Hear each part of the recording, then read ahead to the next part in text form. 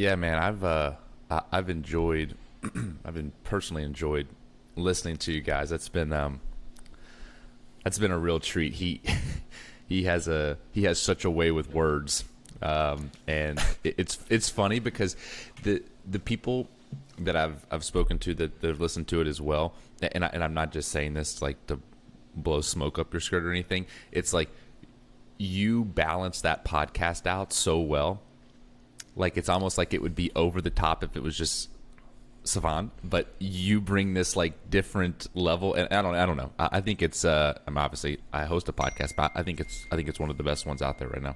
So, and I really mean that. I appreciate the comment, but I'm gonna have to try to find out who told you I was wearing a skirt.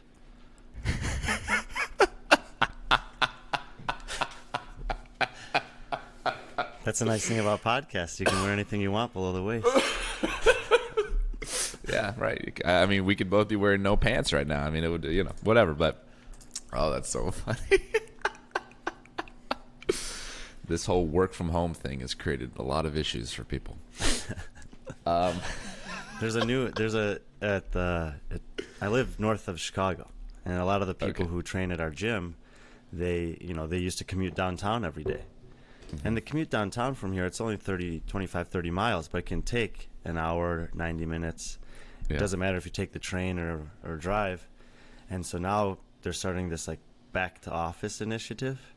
And so they're all, people are always making, I guess, jokes at this point about it, but they're like, well, hopefully there's a back to office variant that pops up so we can just continue working from home. Because for a lot of people, they've added 2 hours to their day. And a lot extra 2 hours of your day every day, you can get a lot done. Well, and my thing too is like, it's just I don't know. I think when I'm around other people, I get less stuff done than if I am alone. If I am alone, I can focus and like I don't know. It's like a zen state almost. But when I'm around other people, it's like you just talk about random stuff just because they're there. So yeah, that's definitely true. I'm not saying that we should never go back to work, but I don't know. It's one of those situations where like, it's a real thing. I mean, a lot of businesses probably found out. Well, we can get a lot done without paying this massive overhead expense for this office space. Exactly. And then they have to weigh that decision against the fact that they still have a lease for 3 years on that space. So, tough decisions for businesses, and then of course the employees just have to accommodate, adapt. So do you? I take it you own a gym, right?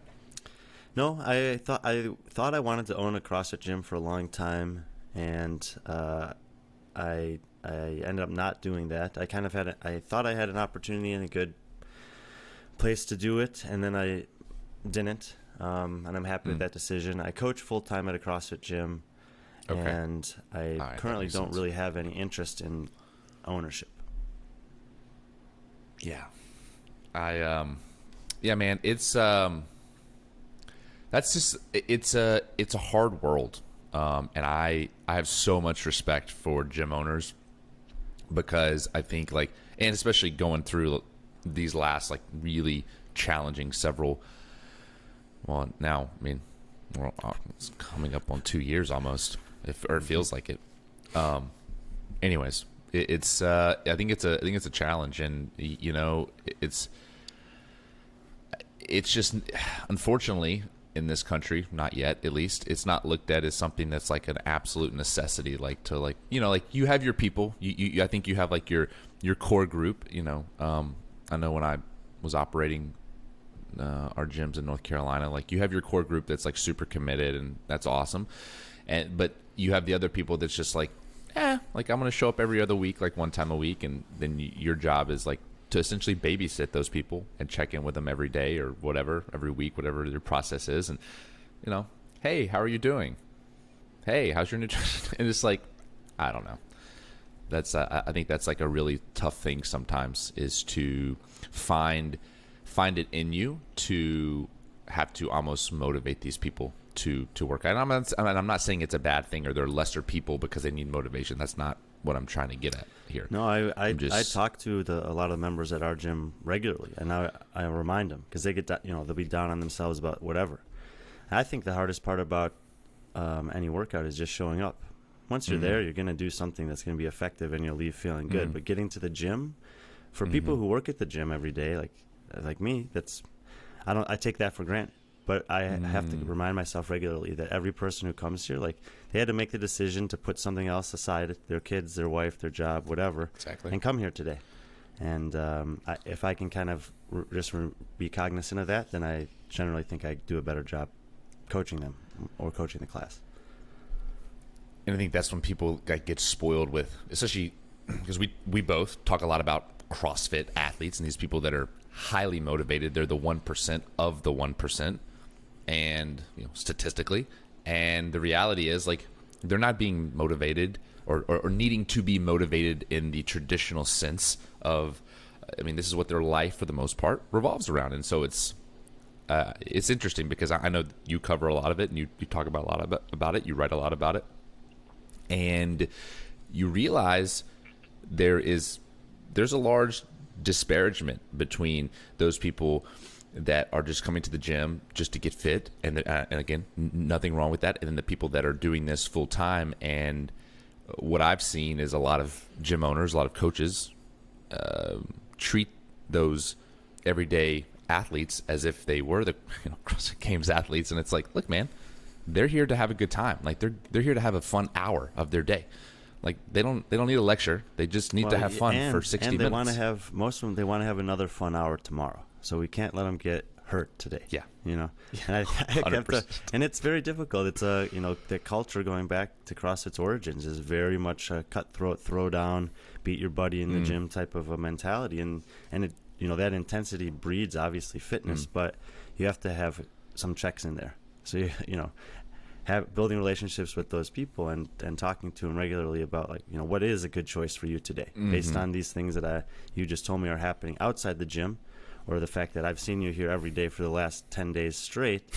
What's really realistic for today, and what can we do to make sure that you can come back tomorrow if you want to.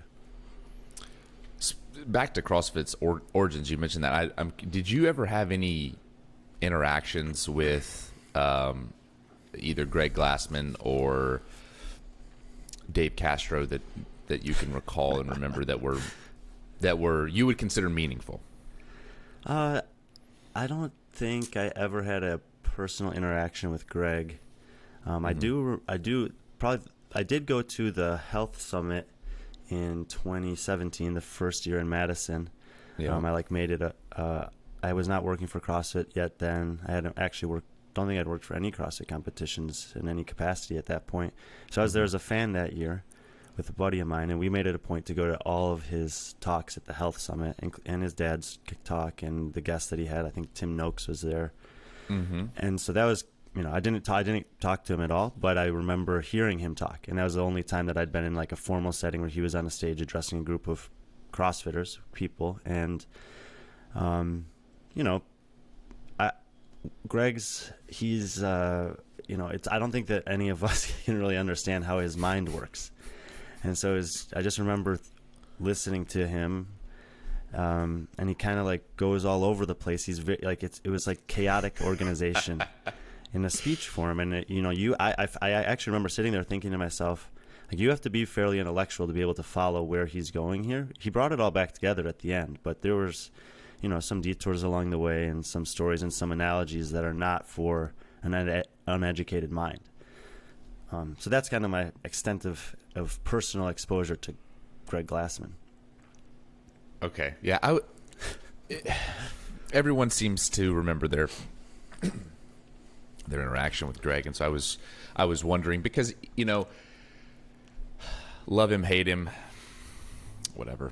I think it's interesting what he, and I'm saying this very purposefully, what he did for the sport of CrossFit. And I know people listening to this podcast would be like, well, no, he was trying to run it into the ground. He was trying to get rid of the sport of CrossFit.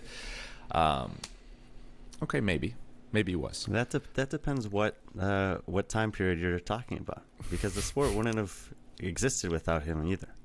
And that's my point, right? It's like what. And if you're relatively new to CrossFit, and I would say like, if you started watching CrossFit and Rich Froning was no longer competing as an individual, you need to go back and watch some of the stuff from 2000, 2008, 2009.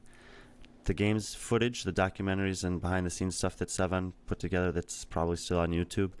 Greg's got some interviews in there where he talks about what he envisioned the games to be. And I've actually gone back and listened to some of those this year because I feel like I feel like in some ways we've lost sight of that. Like when I think about when I think about I'm conflicted about this, so maybe you'll have an opinion too. But when I think about the like original games, how I view it is like this is a challenge, and we're putting it out there to say like whoever you are and whatever you're doing in the world, if you think that your training methodology can stand up to ours, come and prove it. And so you got this like calling all nations type vibe, and then it was like boom, people started showing up.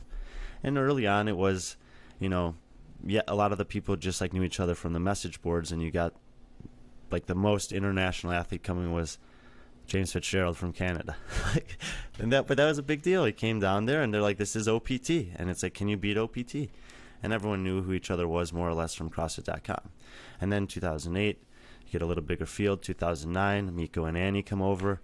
And now you're like, wow, okay, some people who live really far away and have gotten word that we're doing this thing, they're training some way over there, and they're coming and they think they can beat us.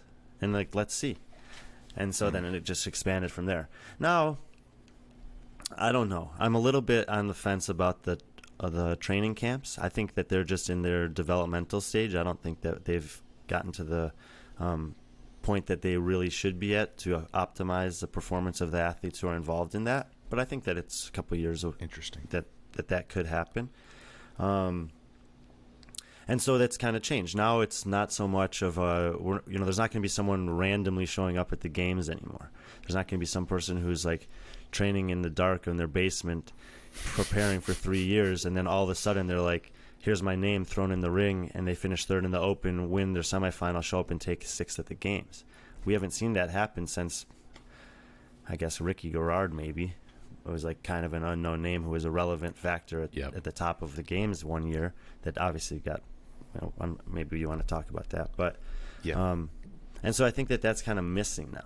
Is like I'm always looking and always paying attention to see like where is this next person going to come from that no one's heard of. And it was almost Jason Hopper. No one really knew about Jason Hopper. I had seen that he'd beaten Josh Miller at a local competition last fall on Instagram, and so I reached out to Josh Miller, and I think Jake Berman might have got third at that one.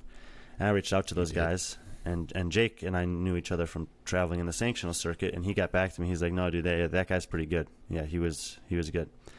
So with coming into this season, I'd heard of him, but that was kind of a forced scenario. The only reason no one had heard of him at all is because he was going to compete at some sanctionals, and they got canceled due to COVID. Yeah. So he was forced into that element of withdrawing into the darkness and doing his training, and then he didn't. He shows up, doesn't overwhelm in the quarterfinals, but suddenly there's a new relevant person in the sport at the semifinals. I mean, he beats Justin Medeiros, he beats Ben Smith, Sam Quant, Travis Mayer, and you're like, we have to take this guy seriously now. And I kind of miss that. And I think that a lot of athletes are, I honestly underperforming relative to their peak performance because they don't take the time away from competition to make that next step. Interesting. So make sure I heard you right. You're saying the people, even at the top level, or the people that make it to the games, I would consider those people at the top level, some of those people, or those athletes, are not making the next step because they're not stepping away from competition long enough to make the next step. Did I understand that correctly? Yeah. So, for example, Haley Adams is right there knocking on the door for a podium spot. I love that you're going there. I went there last week with Sam Smith. I love it. I mean, it's an easy example. It's an easy example. But why are you competing 4 times this offseason when you know that the thing that's preventing you from being on the podium is your strength? You're not going to get stronger competing 4 times this offseason. You're already amazing. You're already world-class in couplets and triplets in which you can actually move the weight. But there's 5 or 10% of workouts that are going to show up at the games that you can't move the barbell at all. That should be your only focus this year. You're 21. You're going to have 10 years to compete. Don't go to any competitions.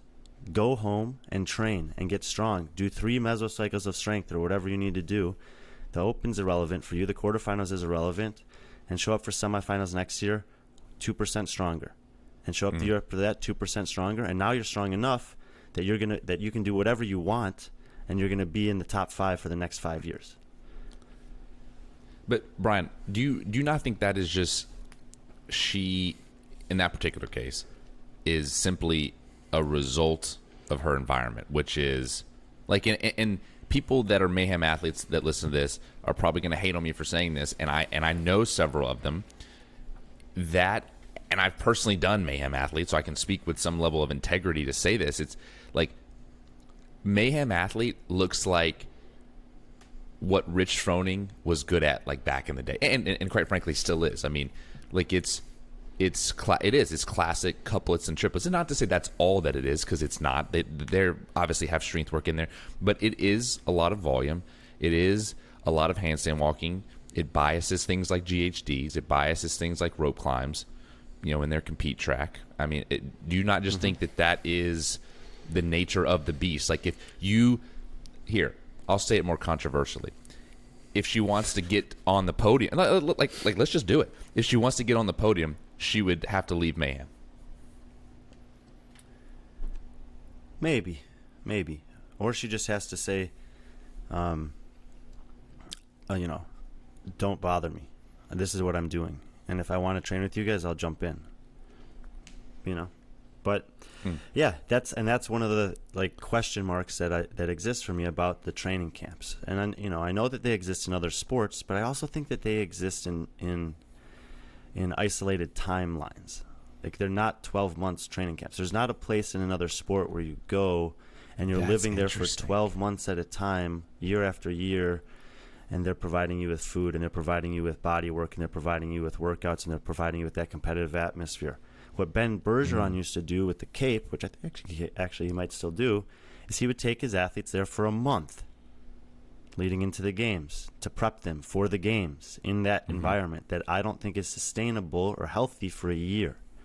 Now, I don't want to say that the training camps are altogether bad, because I think that guys like Justin Kotler are starting to figure out a good balance where I can have athletes in a similar location, but they each still have their own kind of lives and training protocols for a majority of the year, and then occasionally we have a little throwdown just to stay kind of fresh on that competitive environment. And then when that gets closer to the pinnacle competition, which probably is the games for most of the athletes still, then we spend more time together and we're more focused on the same things, because now we've had 10, 11 months to kind of go our own ways. We're still in touch with each other. We still talk to each other, and then we kind of come together for that final piece. But Haley Adams isn't the only example. I was talking, I think, with Jason Hopper and Daniel Brandon, and I told them, I said, look, it's a difficult decision. Like, now you're relevant, Jason Hopper. Now you're like, everyone knows you. You are very well connected, and you have a ton of opportunities this year. But you are not happy with what happened at the games this summer. You were embarrassed. You were exposed. You didn't do as well as a lot of people thought you would do and as you thought you would do. And you have a lot of work to do. But it's not unimaginable to see this guy in the top 10 or top 5 next year. But if he decides to compete at Rogue, if he decides to compete at Wadapalooza, then I think that it's much less likely that he's going to place in the top 5 or top 10 next year. Because he's, what I actually sent him a message. I was joking with him, but I was kind of not joking. I was like, have you signed up for the high school gymnastics team yet? Because that's what he needs. The same way that Fraser needed to train with the high school track team. Damn, he that's knew so what he good. needed, so he did it.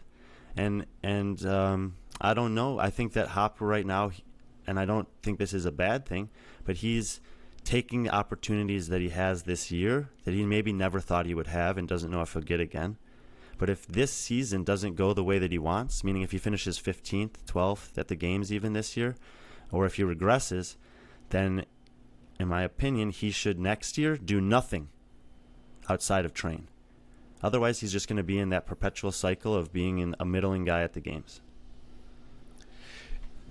Okay, so I was listening to I can't think of the podcast, but it was with James Fitzgerald. Okay, and I'm going to tie. It's going to take me a second to lay the framework and context for this, but you'll see where I'm going.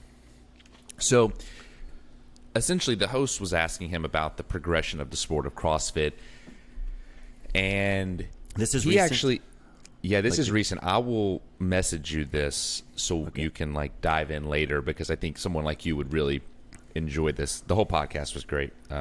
He did a really great job. Anyway, all right. So James' proposal was that the sport of CrossFit is going in a way, it's essentially becoming the Hunger Games, whereas we, as spectators, watch because of the spectacle that is suffering, pain and suffering, is these physical feats that seem nearly impossible, and these athletes undergo, willingly might I add, to prove to be the fittest man, the fittest woman on earth, as it's so deemed.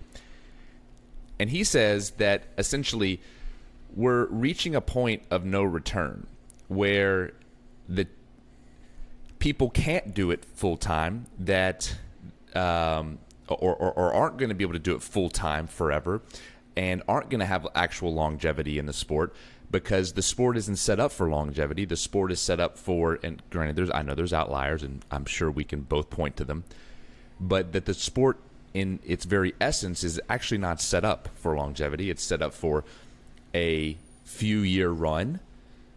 Maybe you could look at Matt Fraser. Maybe you could look at Toomey, as I think she probably will win and retire after this year. Maybe I'm wrong, but probably. And you see these people who are at the very top. And obviously, again, we can point out the outliers.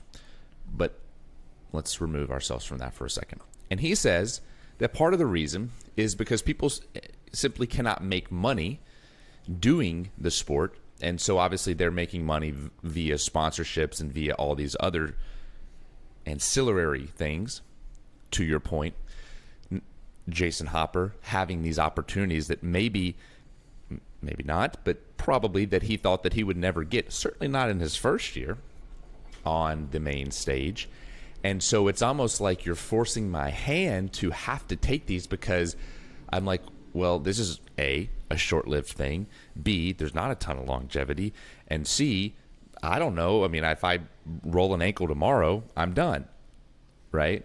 And so his proposal, James' proposal, was that there needs to be – it's interesting. He actually was a proponent for the opposite, more of an amortization of the sport, meaning that the sport would have more – this is interesting – more competitions, but that they not be so difficult and so Hunger Games-esque that you would have to take months and months and months and months and months to recover from one test, and obviously this test being the CrossFit Games. He further argues that because the CrossFit Games is setting such a standard, that these other competitions, we can use Rogue, we can use Wadapalooza, are mirroring themselves. And I would even argue the level down from that, the bigger local competitions are mirroring themselves to that. 2-day competitions, 3-day competitions.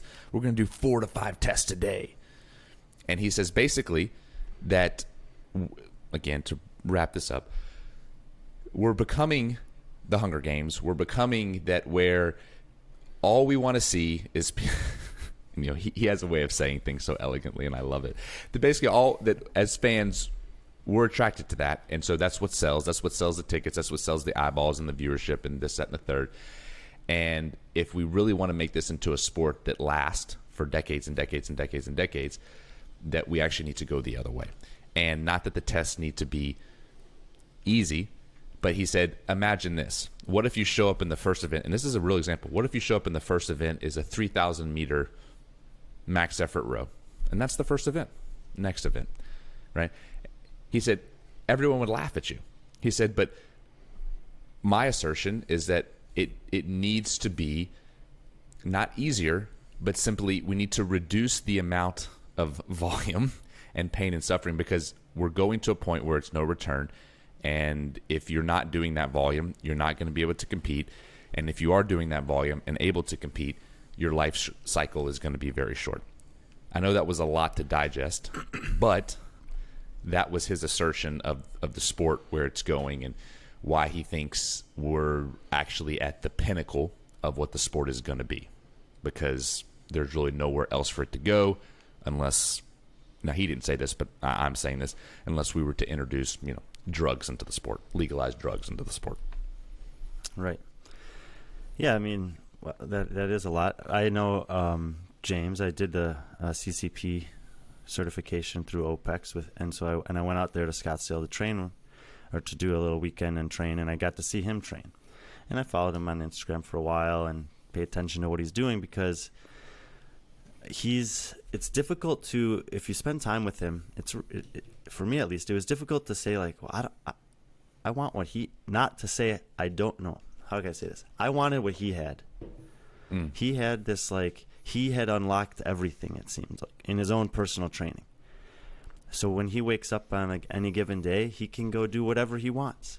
He can do high-level gymnastics things, but he can also go kayak for 6 hours in a lake. And he's found this perfect rhythm and balance in his training, where he can be active in a way that would be challenging to most, that's just within his wheelhouse of capacity, day in and day out. And he hikes, and he swims, and he kayaks, and he paddleboards, and he bikes, but he also snatches and deadlifts and does rope climbs and handstand walking and everything in between. He can do it all. And when you think about, if you take the more macro view of CrossFit and think about how Ben Bergeron has described it as a low trajectory to a distant horizon, he is that. And so, and now I'm in my 8th year of doing CrossFit consistently, and I've been exposed to lots of different training methodologies and tried lots of different things. And even in this year, I'm unlocking some new things that I couldn't do before. And I'm kind of getting into that, and I'm experimenting. I'm always kind of, part of the thing that I think makes coaches better over time, is when they are able to experiment with themselves.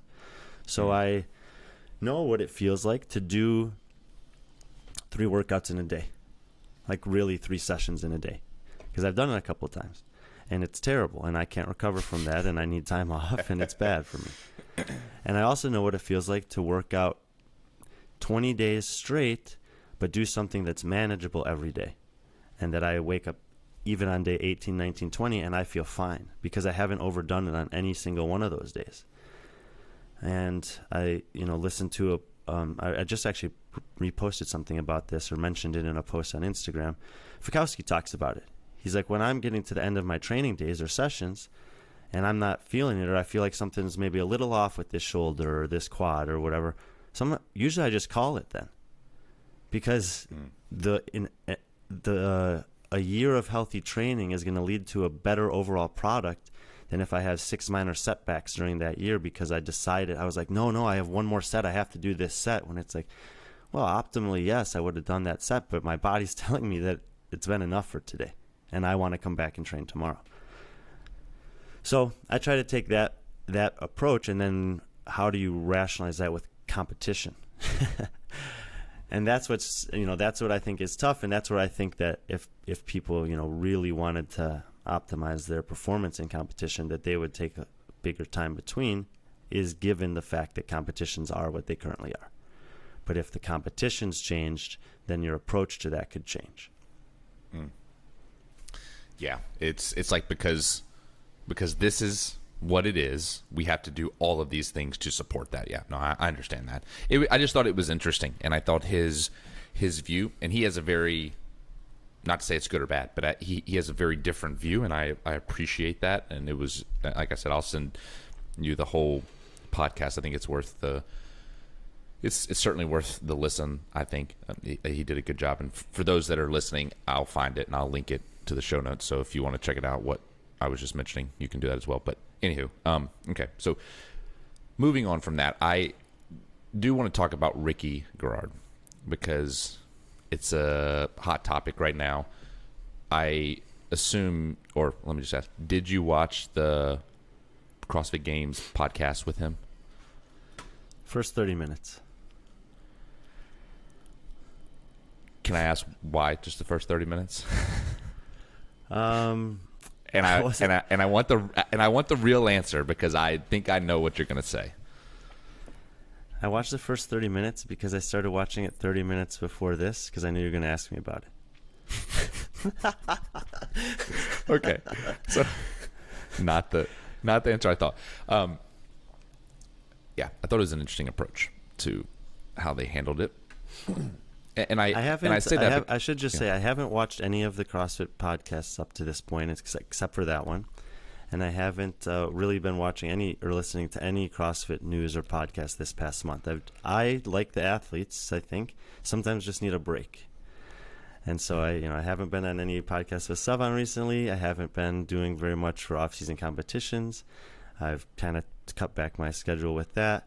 I'm peripherally aware because I still work for Morning Chalk Up and I'm involved in a lot of those conversations that are going on. But I just need a break for a month or two every year also. I understand. Well, I feel lucky that we get to pop your cherry again. Yeah, bring me back. Okay. Yeah, I just thought it was interesting how they approached it. I felt like it was, I'll say it. I'm the host of this podcast. I don't give a shit. I'll just say it. I feel like it was a freaking interrogation. Like, the first 10 minutes, I was like, dude, stop fucking asking him yes or no questions. Like, let the man, like, look, if you get on this podcast and the first 10 seconds is, hey, I just need you to say yes or no to these questions, you're like, what the fuck is wrong with this dude? Like, I'm sorry. Chase Ingram seems like a good dude, but I'm saying it. Like, yeah, the one thing I'll say is it sounds to me like Ricky approached them and wanted to do something like this. Absolutely. And maybe he came to them and said, I always do this. I'm very critical of CrossFit, but I also like to always give them an out because I don't know what's happening in the background.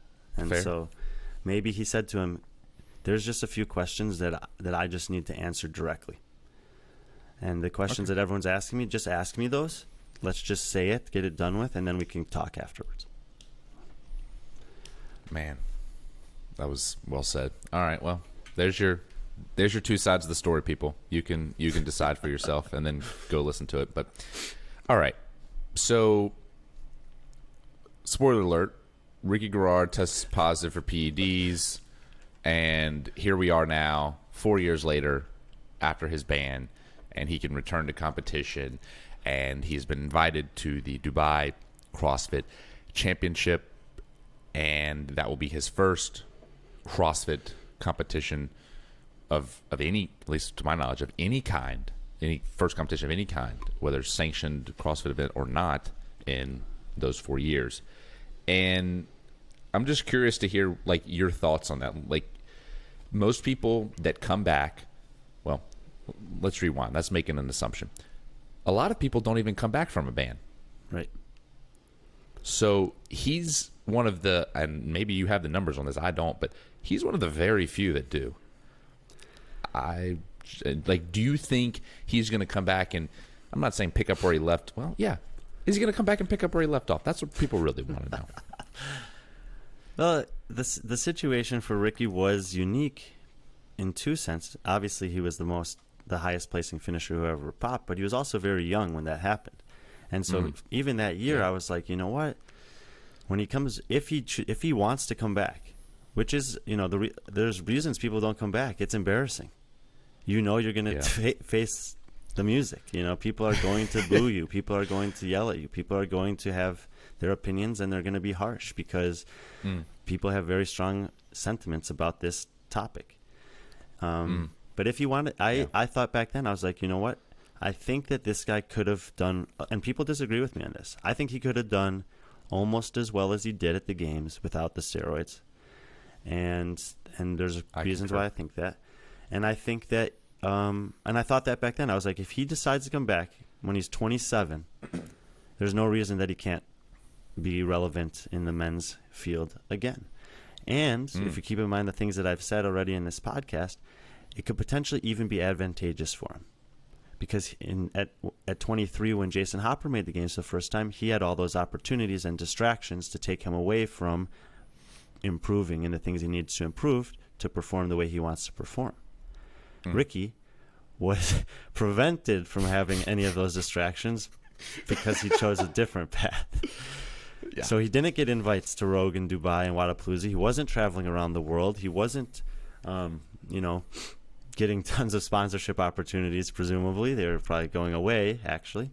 And so he didn't have those obligations. And instead, he had a different challenge. And I think that the challenge for Ricky is one that people don't a lot of people can't empathize with, is that I don't think he's in a great environment there in Australia to do what he wants to do. I think that he was in an environment, I would call it as a combination of like backcountry South, like Alabama, with hey, now streets I'm from Alabama. Yeah, well, Mississippi, Louisiana, just that area, the backcountry. We'll just pick another state. Combined with like the harsh parts of the streets of Boston or Chicago. And that's where I think he grew. Like, that's the environment I think he grew up in. It's like the backwoods of Australia with guys that are tough as nails and guys that are like jackass mentality. Like, Johnny, whatever his name was, a jackass, and those guys. Yeah. So I think that he grew up in an environment where he was constantly being, needing to step up and keep up to stay with the group of his brother and his brother's friends. And that means that they were probably riding ATVs and shooting guns and jumping off tall trees and doing stuff that's, that kids do when they're in that environment. And it lends itself to having to make tough choices at an age when you're not really sure what you're doing. And in some environments, maybe people can relate to this, it's drugs. And in some environments, it's guns. And in some environments, it's women. And in some environments like his, it was also cheating in a sport that he wants to be great in. And he didn't, I think that if he actually moves to the U.S. and goes and lives in Vegas, which is what seems like might happen in a few months, that could be a really positive thing for him, because it'd be taken out of that environment, given a new opportunity, not just to compete, but also to maybe forge a path for himself independent of that group of guys that, I know he'll probably say that those are his brothers and they're thick as blood and he'd do anything for them. But I think that they also probably, more so than we probably know, got him into a lot of trouble growing up and even into young adulthood. And now he's still a young man who's got an opportunity to reforge a path. And I hope he takes that opportunity. I want to get back to the nugget you just dropped, because obviously, and he drops this in the video about going to Vegas and this, that, and the third. And I want to get back to that because I think it's interesting. Especially, it's interesting how that all came about, and he describes it in the video or podcast. But you said earlier that you thought, regardless of his using of PEDs in the 2017 CrossFit Games, you believe he would have done just as well. Mm-hmm. I'm curious. Maybe not podium, but in the top 10. I think he was good enough to be in the top 10 that year with or without the use of drugs. So he says that, and this is just in the video, so I'm not making this up. He says in the video that he stopped using the PEDs about 4 days before the regional. He did, and I don't recall, at least, that he said that he was taking them at the CrossFit Games, and I don't want to put words in his mouth, so I'm not. But a lot of people are critical of CrossFit's drug testing policy. A lot of people, about the lack of transparency. And of course, I'm sure if we want to play the other side of the fence, CrossFit would probably say, well, we release, everything that we do. We release what we found. We released this and we released that. It's all public. But I don't think that's what people are talking about. I think they're talking about the actual testing policy itself, who gets tested, when they get tested, off season.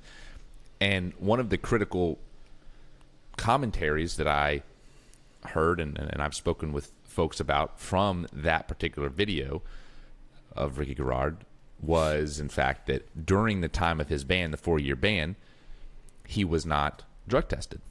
And people obviously want to take a big fat poop on CrossFit and say, well, why didn't you drug test him? And I think I think you could probably argue, probably one of the points that we argued earlier, which was like, most people just don't come back, so it doesn't matter. But in this case, he is coming back, and I know they tested him just recently, and he was clean. And I know Dave Castro had that whole post, and that's great.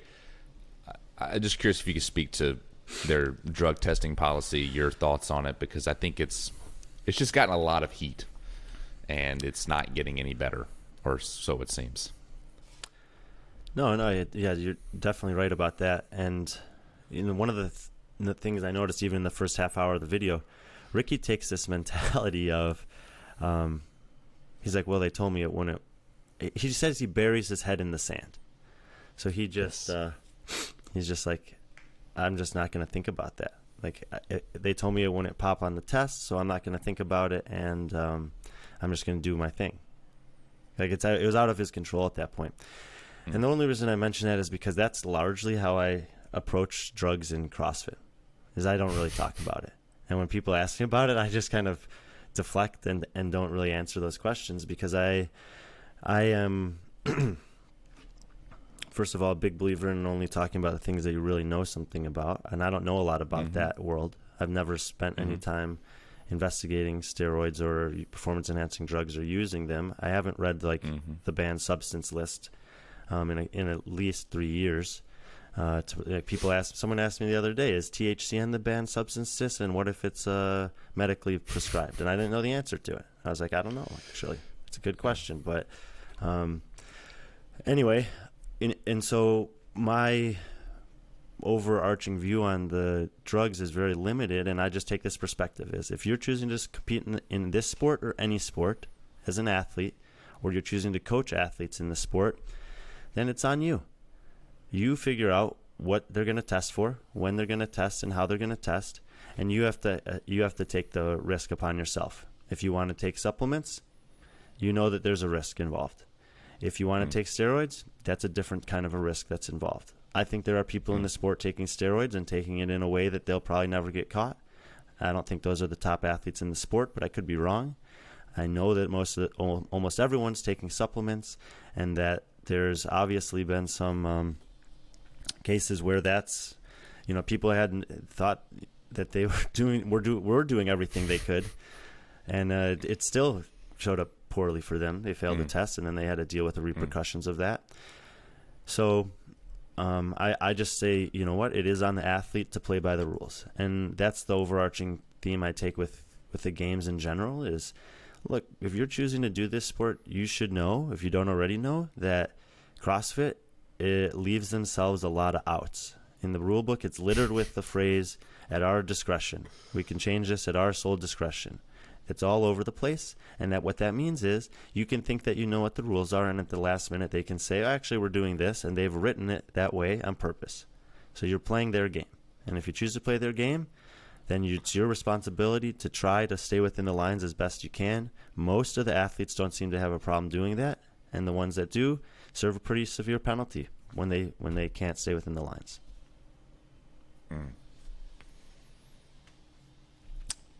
Do you? And this is the last question I'll ask on this, and then we can move on to greener pastures. But no, I get it. I mean, it's very just begrudging is the right word, maybe. Anyways, do you feel that the punishment fits the crime? And I don't say that as a loaded question, like, as soon as you answer, I'm going to come back and say, well, no, I'm just honest to goodness, like just human to human. Do you feel the punishment fits the crime? Yeah, I've never have had a problem with the drug policy for CrossFit. I think that, as we talked about, 4 years is a long time. Most people will say, like, you know what, I'm going to move on and do something else, and we won't see those people again. So by all intents and purposes, it ends the careers for a lot of these people. And if you fail the drug test and have the capacity to prove supplement contamination, and it gets reduced to 2 years, I don't really have a problem with that either. I think that is a bit more unfortunate situation, but you know, I'm saying that I agree with it on the presupposition that that the rest of the athletes are not taking performance enhancing drugs, and so the only caveat to my being okay with it is we aren't actually testing all the athletes, and it's very possible that there are people finishing 20th and 25th and 30th that are taking the same things, and no one's ever going to know about it because no one cares that they finished 25th. But there are people who care that they finished 25th. It's the people who finished 26th and 7th and 8th, and the people who didn't make it who finished 6th and 7th and 8th at the semifinals. And so I don't know that there's a perfect solution. It's expensive to drug test people. It's time consuming. It's a lot of resources, and it's a very cumbersome process. The supplement market's always evolving. So I don't feel bad or envious in any way of the people who have to come up with those policies and then implement and enforce them. But it's one of those situations I just don't think it's ever going to be perfect. I hope that the athletes take it seriously to compete with integrity, or at least a majority of them do, and that every year there are athletes who fail drug tests, but that's not unique to this sport. And when there's money on the line and prestige, and people get peer pressured into stuff and feel like they have to live up to other people's expectations or their own or their families or whatever, sometimes people make bad choices. Yeah. Well said. We'll leave well enough alone and stop being a dead horse. So Ricky says that in a podcast, Justin Kotler, who's the head coach of Thunderdogs, was asked if he could coach any one athlete who he'd want to coach. And of course, in just underdog fashion, it couldn't be a better story. He picks, or he says, Ricky Garard. I love it. Like it fits the moxie, in my opinion, that is underdogs. That's just my thoughts. So, he talks about going to Vegas, and now he's hired Justin as his coach and is going to join that crew. Obviously, as you alluded to, it's a good move for Ricky. Clearly, because Ricky now is around. It's like a rising tide raises all boats, and I think that's the story now for Ricky, is that he can get around these people. Do you think that? Obviously the dude's in shape. We've seen some of his, albeit kind of unfortunate social moments, but nevertheless, he's fit. If you don't know what I'm talking about, you can go Google it. You'll figure it out. Anywho. Jeez. Do you feel, getting back to it, do you feel he'll pick up where he left off? And what in your mind could we expect from Ricky Garard this year? Well, I'm hopeful that he's actually able to get to Dubai. I know that getting in and out of Australia right now is pretty tough. My gut tells me that he'll find a way to get there, compete there, and I think he'll do well there. I don't know if they've finalized their athlete roster, but based on who I think is competing there, I actually think he has a chance to win, because I don't think that any of the top 5 males from the CrossFit Games this year are going to be there.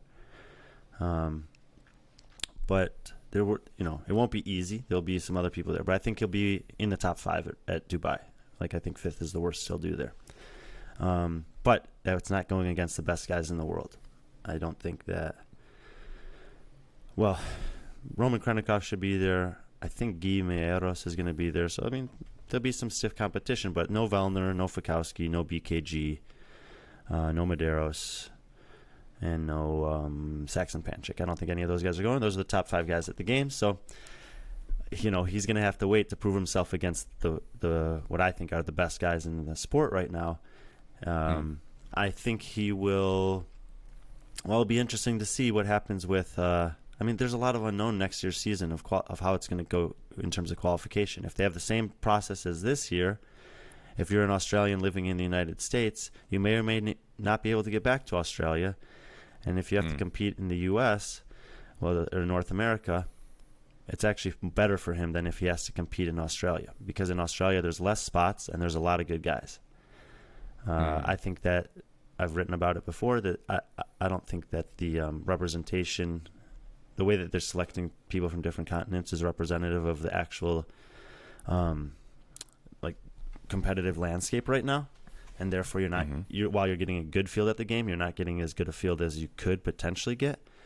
And if he has to compete in Australia, I think that there's actually is a chance that he wouldn't even make it to the games. But I would say it's like a 20% chance. Wow. That just depends on who decides to compete. Going in the favor of the Australians is I don't think James Newberry is competing anymore, and I think Con Porter, I would be surprised if Con competes as an individual again. I think he'll probably be a part of a team this year. So there's and Zeke Grove's probably no longer relevant. So I might actually reframe my mindset on that. I'm just not thinking about it. I'm thinking so far in the future. You're making me do this, Micah. Let me be succinct. I think Ricky will be top 5 at Dubai, and I think that he'll make the games next year, and I think that he'll be in the top 10. That's all I'm comfortable saying right now. I appreciate the elaboration. Succinct statements don't make for a good podcast, so that's just the fact. I did see, as I was thumbing through your Instagram, I did see that, and this isn't necessarily, it's related to what you said. There was a post that you had, and it was reflective of a Morning Chalk Up article, that you had written that was entitled "Send More European Women to the CrossFit Games. They've earned it." Mm-hmm. So you feel, so just so I understand, you feel that the distribution of spots is currently not reflective of the competitive landscape. Is that my understanding? Yeah, and that's based on the last 5 years of data and performance at the highest level of competition. Right now, basically the performances from European and American women at the games over the last 5 years is equal. They've done just as well as each other, but the American women are getting twice as many spots at the games. That's what it says in the article. So I think that they need to balance that out. And at the same time, the Australian women who do make it to the games, or the Oceanic women who do make it to the games, are doing extremely well. Obviously, you have Tia Cara and Jamie Simmons. And in the current format, if those 3 athletes choose to compete, I'm sorry, Maddie Sturt and Ellie Turner and everyone else who's actually really good and has potential, you're not going to get a chance. You're not making it. Agreed. You're not beating those, because hardly anyone beats those 3. So, when you have 3 women that are in the top 10 in the world in one region, and then you have other women, Maddie Sturt's been to the games 4 times. She's actually done pretty well there. She's like middle of the pack. Ellie Turner's only 21 years old. She was like 23rd or 26th, something like that, at the games this year. She's got a ton of potential, but she has no opportunity to get there with the current path, because they're not rewarding performance. They're only rewarding open participation, which has absolutely nothing to do with the games.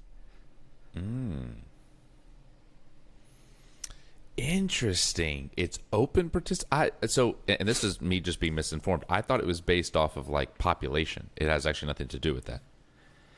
My understanding is it's based on the number of people who sign up for the Open, and it's percentage based, and then they distribute it that way to the different continents. Personally, I do like that each continent gets at least 1. So even though the data doesn't support Asia getting any female representation at the games, or Africa getting any female representation at the games, I still think they should get 1. But after you take the 1 minimum from North America, 1 minimum from Oceania, Europe, Asia, Africa, and South America, those are 6. Then the other 34 spots, if you want to have some for last chance qualifier, fine, then take out 2 or 3 more.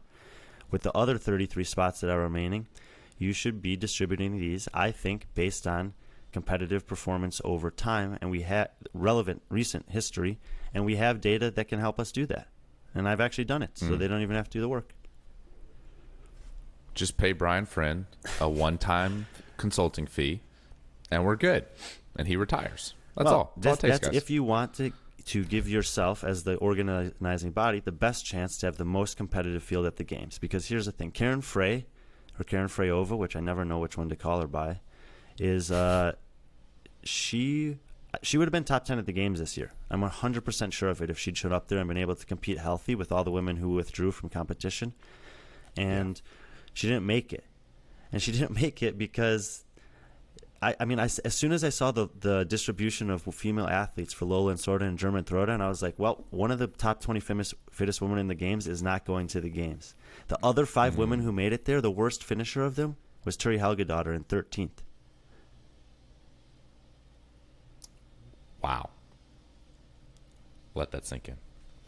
And she didn't get a chance to compete there. And it wasn't her fault. It's because she's, if she was in the U.S., it wouldn't have been an issue. She easily would have made it. She finished 6th. And I said, there's 6 women here that deserve to be at the games. And Sevan goes, whoa, deserve. That's a strong word. And I'm like, look at their competitive histories.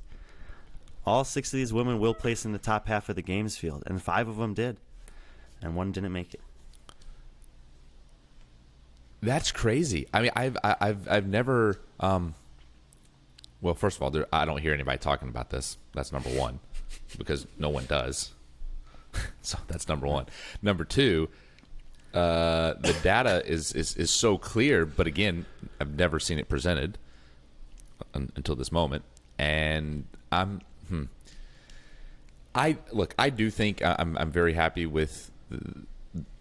I think CrossFit's made a lot of strides in the right direction, and that's exciting because I think objectively it's better than it was, at least if you look at like what a mess 2019 was, for example, right?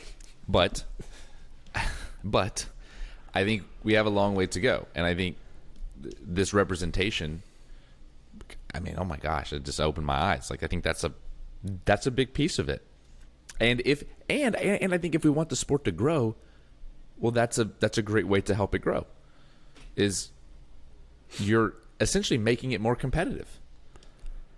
Yeah, and maybe. Yeah. And I like I said, I still like the origins of the idea that Greg had in 2019 of we do want global representation, or we want to know who the fittest in Asia is.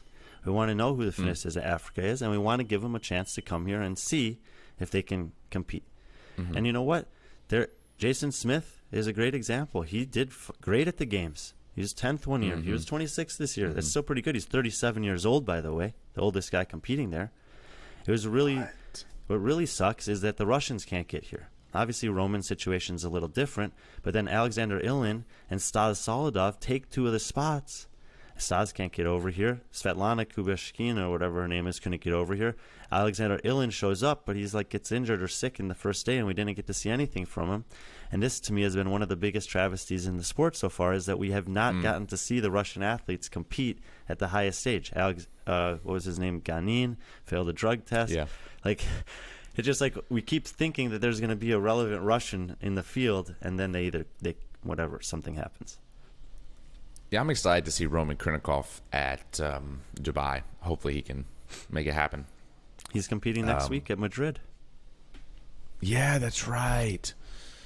And he'll probably win. Be good.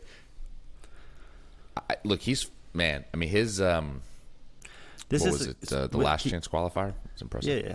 And keeping in mind, like here's the thing that I ultimately want. I want the best athletes at the games. If I'm in Roman Krenikov's camp, I don't care about his training right now. I'm just like, how can I get him to the United States? If there's any way, that's what I would have been doing on August 1st, and I would have been continuing to do that and maybe there is no way. Some people tell me that it's never going to happen. It doesn't matter how much money you have or how much pull you have, it's never going to happen, and maybe that's true. But if there is any way to get him there, then I want to see him there because I think he's one of the 10 best in the world. I think Ricky Garard's one of the 10 best in the world. He took himself out of the competition for 4 years, but now he's back. He has an opportunity to prove me either right or wrong, and certainly everyone else who has an opinion on him. But I want to see him in the field. So I don't care what the process is to get there. Just make it possible for the best people to show up. So I want to just touch on one subject before we close her up for the day, which is a post and obviously an article that you wrote, and I found it to be absolutely interesting, and I think it's just the right amount of clickbait and information to like pull me in. So you probably know what I'm talking about already. So you had an analysis on which number is really greater, Toomey's 33 or Fraser's 29, and that was kind of an extrapolation or further extrapolation of who is the greatest CrossFitter or CrossFit athlete of all time, as most remember Dave Castro saying Tia was the most dominant of all time. And so I read it. I read the article, and I went through all of the charts, all of the statistics. I nerded out. I mean, it was so great. I mean, you looked at the event wins, Fraser's 29 versus her 33. I mean, you looked at top 3 finishes and the percentage that they'd finished in the top 3 and margin of victory. And it was like when I got done with that article, I was like, I was more confused than when I walked in, because then I really didn't know. I was like, well, it seems like a straight up tie to me. Let's have them go head to head. Like, I don't know. Yeah, man, I love to talk about that before we wrap up here. So, first of all, was that article birthed out of what he said at the CrossFit Games when he introduced her? Because that's yes and dope no. as hell if it was. Yes and no. So first, there's a sentence in that article that we should say as like the overriding thing here is they are both so good that it's what makes the conversation fun. And the impetus for this goes back to 2018. After the 2018 season, at that moment in history, Matt Fraser's career perfectly mirrored Rich Froning's career in terms of the number of years that they'd competed as an individual at the games, which was 5. 14, 15, 16, 17, 18 for Fraser, 10, 11, 12, 13, 14 for Froning. And obviously Froning had 1 second to Fraser's 4, or to 4 wins, and Fraser had 2 seconds and 3 wins at that point. But I didn't think that like necessarily the 3 wins versus the 4 wins was the total story. And instead I said, you know what? Froning's probably never going to compete as an individual again. Fraser will compete probably next year also. And this will be the only point in time where we can take 5 years and compare it against 5 years. And so I did that. This year, that holds true for Tia and Matt. They both have currently done 7 years of competitive CrossFit at the highest level. They both just happen to have taken second, and then 5 firsts in those 7 years. On the surface, right there, that's a tie. 2 seconds, 5 firsts, 7 years. They're the most dominant ever. Why would you choose to say she's more dominant than him? And there's only 2 reasons that I could think of in the moment. 1, she has more event wins. And 2, Dave probably has a little bit of a vendetta against Fraser and didn't mind just poking the bear a little bit. I don't think Fraser really cares. He's friends with Tia, and he'll let people like me and you and everyone else create his legacy, talk about and evaluate his legacy based on his performance that he created. So those were kind of that's like the background to bring me there. But as soon as he said that, I was like, really? That's what you think? Well, let's find out. And I didn't know what I would find out. When I write those articles, I have a question, and then I want to find the answers. And I want to let the data drive the answer, not my opinion. So one of the things that and some of the things are very easy to talk about. You want to talk about dominance? Well, dominance is the person who wins more often, or is it the person who wins by a greater margin? Because if it's the person who wins by greater margin, then that was completely misguided sentence that Dave spoke, because obviously Fraser has a much more impressive margin of victory over his 5 years than Tia. Yes, he has 4 less event wins. Well, why does he have 4 less event wins? So then I was like, well, is the men's field deeper than the women's field? And how do you quantify that with data? And I actually reached out to this girl. This girl reached out to me on Instagram. Her name's Deanna. She's a very smart young woman. And I gave her an opportunity to evaluate this question. She come up with some studies. I did some work with it on my own. And I just wanted to see, because when I do predictions for CrossFit competitions, it's insane. I am so good with the women, and it's so hard for the men, relatively speaking. And so there's either one or two things going on. The women's field isn't as deep, so it's easy to identify the women that are going to be at the top. Or those women are just that freaking good. That it doesn't matter how many women come into the mix, they're just that good. And so it's easy to pick them because they're that good. I think it's the fact that the men's field is and always has been, to this point at least, deeper. Meaning, if you look at the quarterfinals this year and you have to finish in the top 120, I know guys that were like 800th and guys that were like 200th that are basically the same. And if you take one workout in and put out a different test in, the guy in 800th will be 200th and 200th will be 800th. And I think that there's a huge group of men that's like pushing right there all the time. And there's probably people in that group, I think, that are more likely candidates to take steroids because they just need to get their name. They just need to get into the quarterfinal one time, establish themselves, get their name out there, have that competitive experience, have that confidence, whatever. I think there's 1,000 guys in North America that could fill the last 10 spots in any of the semifinals and do just as well as the guys who are actually there. I don't think that's true for the women. So I wanted to find out if there was an answer to this. And so in part of that article, I talk about the variance. How many women have made it to the podium in the last 7-8 years compared to men? How many men have placed in the top 10 compared to women? How many rookies are at the games every year, and how do they do relative to the field when they're there, men versus women? And all of the statistics pretty much show that there is more variance in the men. There's more men that are capable of podium than women. There's more men that are capable of finishing in the top 10. There's more men that are capable of having good rookie performances. And so I'm saying that not necessarily just the games field, but the overall field of competitors on the men's side, the thousands of people who are trying to make it there, is more stout competition than the hundreds of women that are trying to make it there or have a realistic possibility to make it there. And so I tried to take as many different factors as I could to account for it. But at the surface, when you just looked at it, 19, I think, of Tia's 33 event wins are either Olympic lifting, powerlifting, running, or swimming. And when you think about other athletes at the games, and I talked about this in the article, like Jonakowski's got 3 event wins at the games. That's impressive. That puts him in the top 15 all time of event wins at the games, but they're all in swimming events. He's never won anything else. Kristen Holte has 5 event wins. It puts her in the top 10 for women of all time. But all of her event wins are in running and biking. She's never won anything else. Fraser wins everything.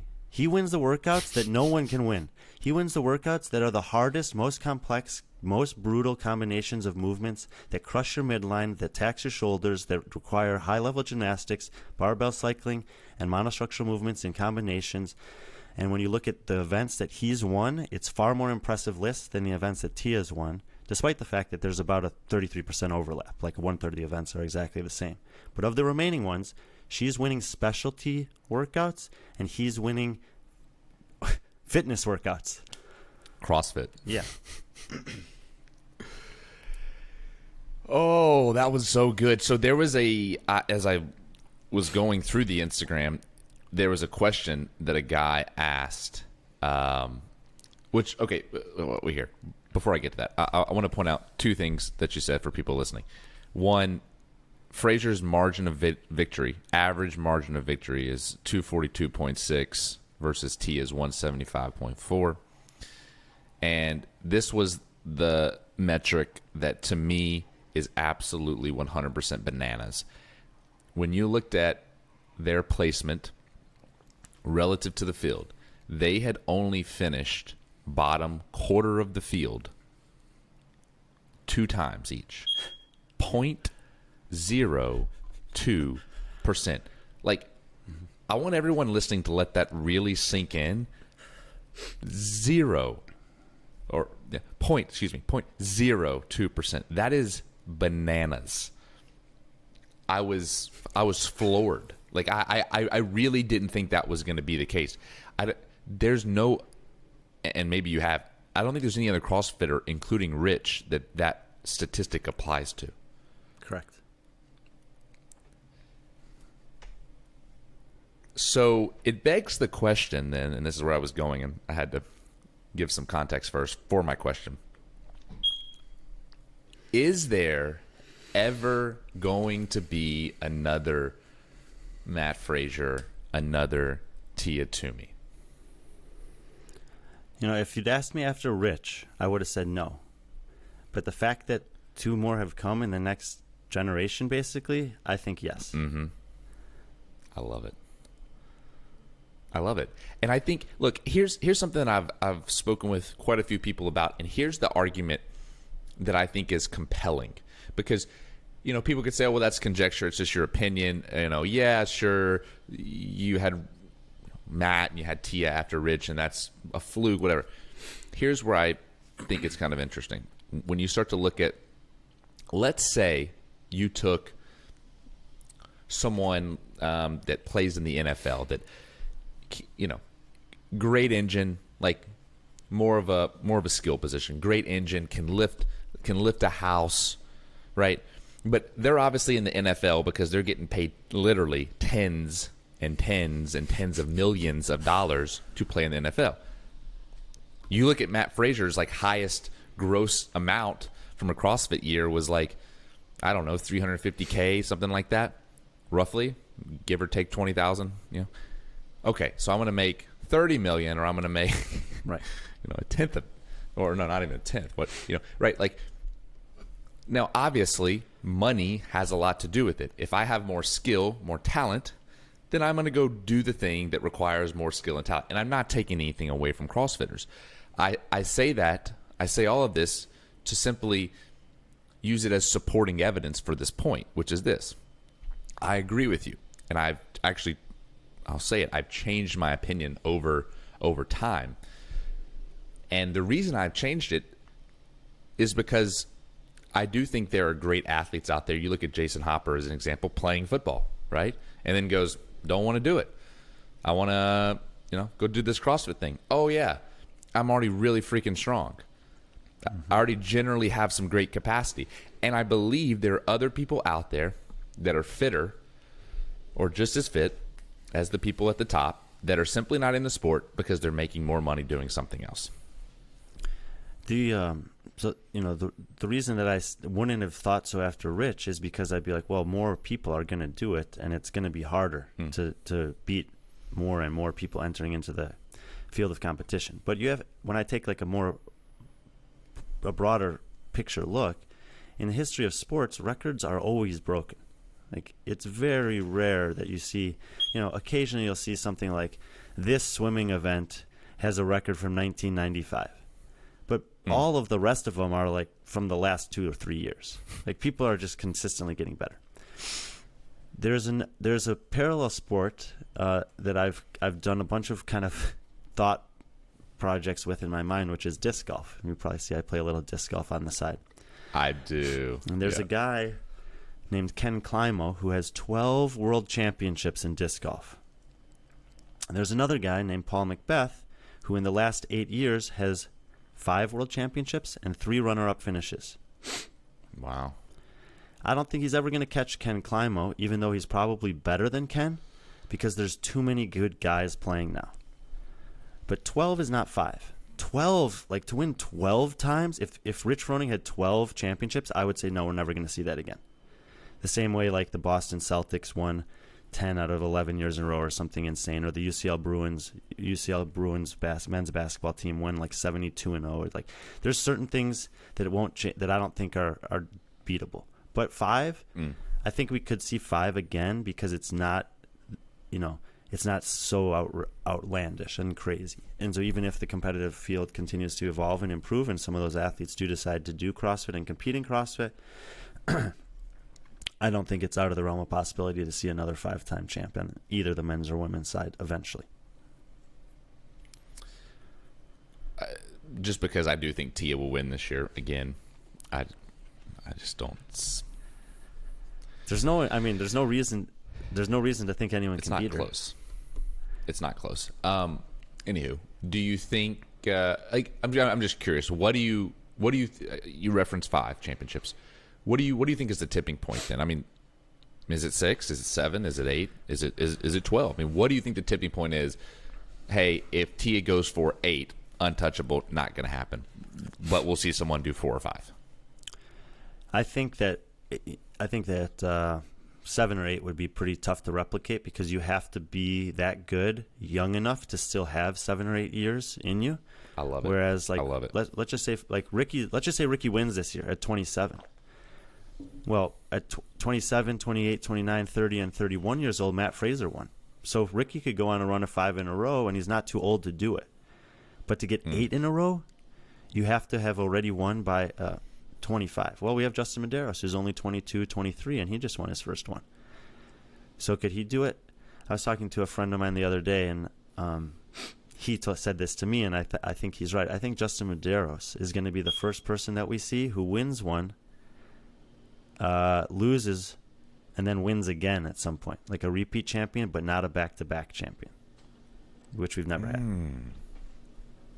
That's right. We haven't had that. Yeah, but that's crazy. But I think that the field of athletes is still pretty tough right now. I don't think he's necessarily distinguished himself from all of them in the way that the Frasers and Toomeys have. So I consider him the guy to beat right now. But I might not bet on him to win this year at the games again. But I do think that he has the capacity to win another one at some point. That's an interesting opinion. I like it because I do think here's some of the supporting evidence, at least in my mind, to support what you just said, because I think it is interesting. And he didn't win an event until that final event at the CrossFit Games. Yet he was incredibly consistent throughout the weekend. And I think, and I don't know if is he confirmed for Rogue? Do you know? He is. Okay. So that will be interesting, albeit, he didn't, it's not like he did crappy at the max semifinal, but he also didn't do what most people thought he would do, right? Which was win. Well, I mean, he lost to 2 guys who couldn't even crack the top 10 at the games.